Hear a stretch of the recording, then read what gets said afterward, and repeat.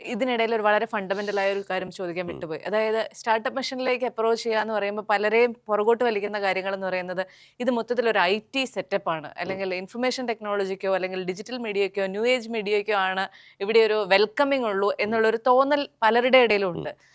ഏത് മേഖല, irrespective of ഏതാണോ സെക്ടർ എന്നുള്ളതിനപ്പുറത്തേക്ക് എല്ലാ മേഖലയെയും വെൽക്കം ചെയ്യുന്ന ഒരു സ്ഥലമാണോ കേരള സ്റ്റാർട്ടപ്പ് മിഷൻ?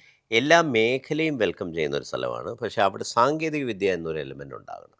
ഓക്കെ. നമ്മൾ പറയുന്നതെന്ന് പറഞ്ഞാൽ ടെക്നോളജിക്കൽ ട്രാൻസ്ഫോർമേഷൻ ആണ് നമ്മൾ ഉദ്ദേശിക്കുന്നത്. അല്ലെങ്കിൽ അതൊരു MSME ആണ്. അത് ഇൻഡസ്ട്രീസ് ഡിപ്പാർട്ട്മെൻറ്റ് ഓൾറെഡി ഭംഗിയായി കൈകാര്യം ചെയ്യുന്ന ഒരു മേഖലയാണ്. ഞാനിപ്പോൾ എനിക്കൊരു എന്താ പറയുന്ന ഒരു റൈസ് മില്ലുണ്ട്. ഞാൻ വേറൊരു റൈസ് മില്ല് തുടങ്ങുന്നു.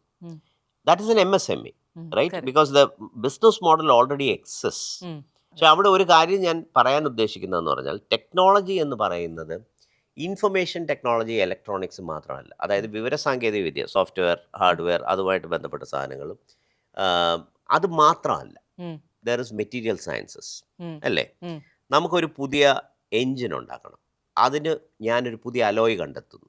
അല്ലെങ്കിൽ ജീവിതത്തിൽ ഒരിക്കലും നശിക്കാത്ത പിച്ചാത്തി ഉണ്ടാക്കാൻ പറ്റുന്ന രീതിയിലുള്ള ഒരു മെറ്റൽ ഞാൻ കണ്ടെത്തുന്നു.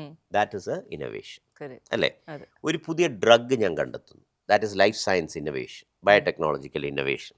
പുതിയൊരു തരം വിത്ത് ഞാൻ കണ്ടെത്തുന്നു. ഇട്ടാൽ ഉടൻ പിറ്റേന്ന് തന്നെ മുളയ്ക്കുന്നു, 10 ദിവസത്തിനകം കായ്ക്കുന്ന വേണ്ട എന്ന് പറഞ്ഞാൽ that is an agro innovation, right? ഇതെല്ലാം ടെക്നോളജിയാണ്. അപ്പോൾ നമ്മൾ ടെക്നോളജിയെ വിവരസാങ്കേതിക വിദ്യ എന്നുള്ള രീതിയിലേക്ക് മാത്രം കാണരുത്. അതിനപ്പുറത്തേക്ക് ഒരുപാട് സാങ്കേതിക വിദ്യകൾ, അത് ഫിസിക്സ് ആയിക്കോട്ടെ, കെമിസ്ട്രി ആയിക്കോട്ടെ, ഓപ്റ്റിക്സ് ആയിക്കോട്ടെ, ബയോളജി ആയിക്കോട്ടെ, ഇവിടെ എല്ലാം ഉണ്ട്.